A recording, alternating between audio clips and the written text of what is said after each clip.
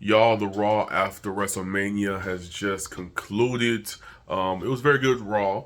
A lot of unexpected things happening. Started off with Randy Orton RKOing the forgot John Cena, which means that we're gonna get Randy versus John Cena again. I'm surprised they're doing this a little early. I thought that would be like, well, I guess there's no WrestleMania. He already had the WrestleMania thing, so that'll probably be his last match, maybe. Cause or no, it could be his next match. I don't know.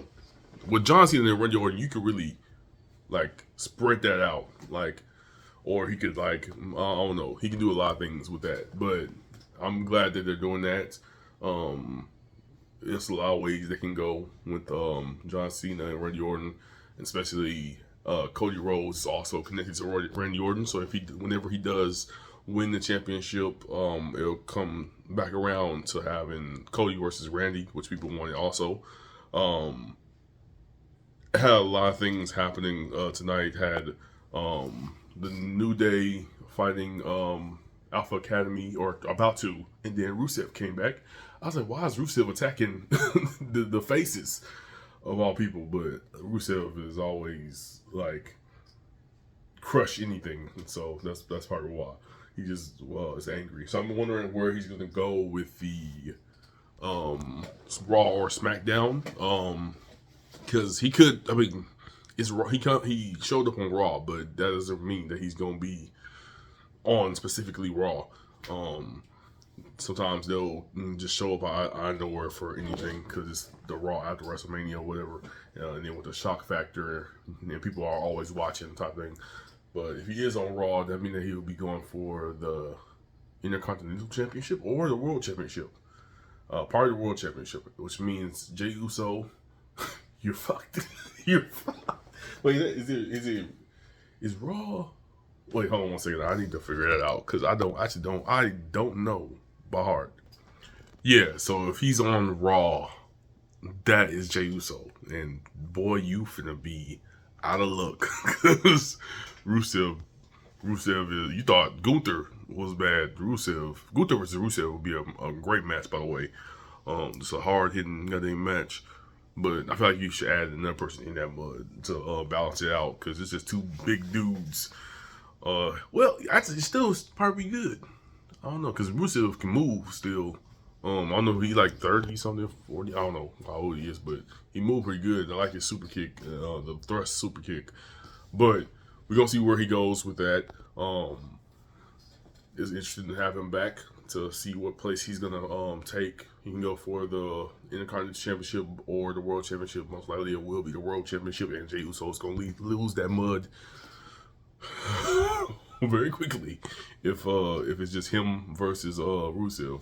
But then we had EO versus Stephanie Vakir, which was a good match, and then they had Roxanne Perez and then somebody else. I don't know her name. Interrupt, which I guess is saving both of them so that no one loses. Because Stephanie Vakir is very good in the ring, and of course EO is good in the ring. We already know that. I just don't know why they chose to do it right now. I guess to show like more like eyes on NXT. Maybe that's why. I feel like they could have did that like a different way. But I guess yes. That's probably the only way they could did it of like stopping the match and doing that so both of them don't lose. But yeah, that was a good match. Still, they're going at it back and forth. It was a better match than was it a better match than Charlotte? Yeah, it was a better match. It was a little rough in itself also because they were not able to communicate like language wise as much because of the barrier between EO's, I would say, Shirai's, good lord, EO's a native tongue and Stephanie Rakira's native tongue. You know, they both speak English. It's like we don't really have to speak. We can just wrestle. But that was still a good match. Then we had Jey Uso come through. I thought when Sammy came in, I thought he was gonna attack Jey Uso or something. or something like that. They really just gave him a celebration at that time. Usually they'll get attacked or something like that. And they'll get turned on or something.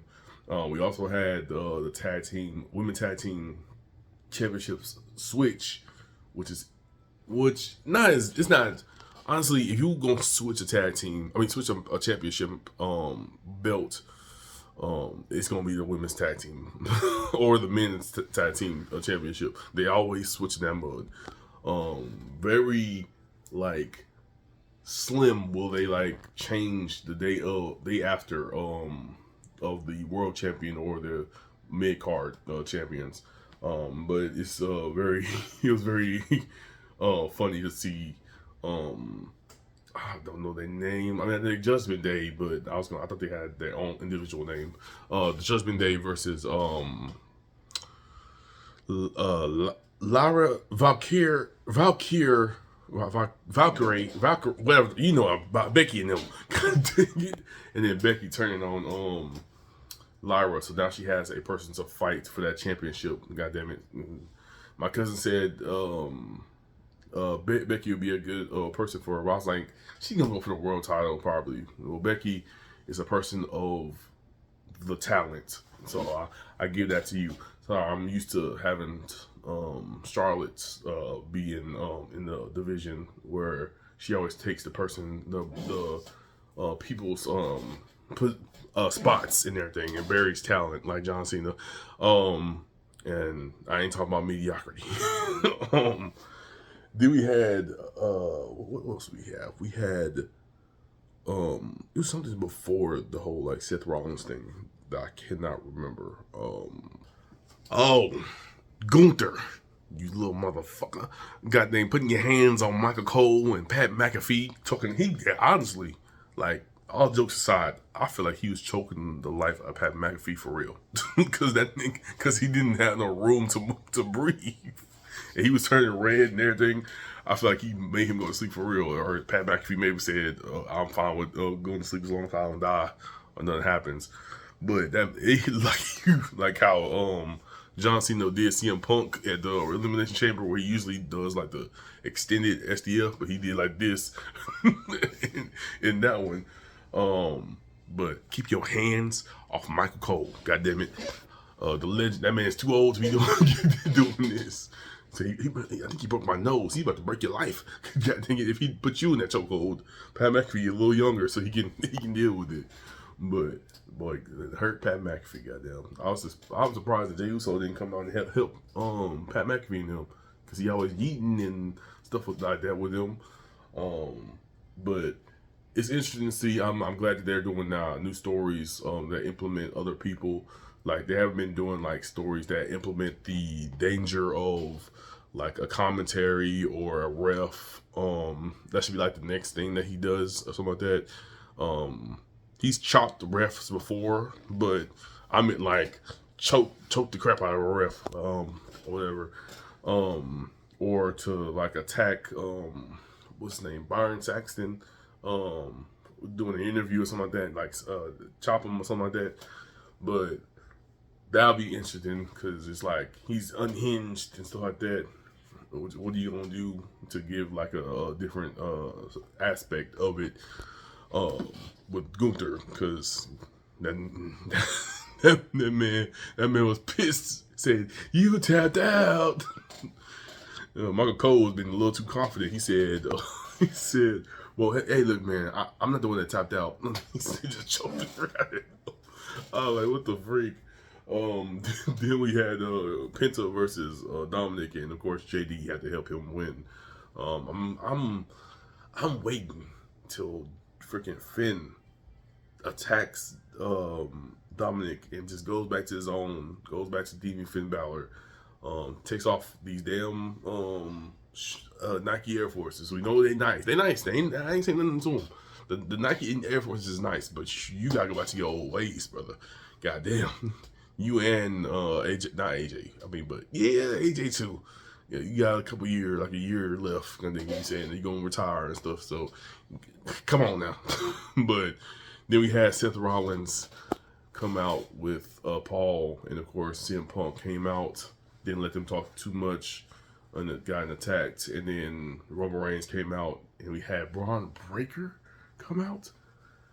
I guess that's the moment where he's like, the only way I can win is with Paul Heyman to make sure I do things right, which is gonna be interesting. I wonder if they're gonna do another person to have like a 3-man team, or it's just gonna be those two. I feel like it should be 3 people. I don't know who they're gonna get for the third one, but it should definitely be 3 people, and then they just wreck house, give us a different story instead of like the OTC and the Bloodline, make a new thing that goes.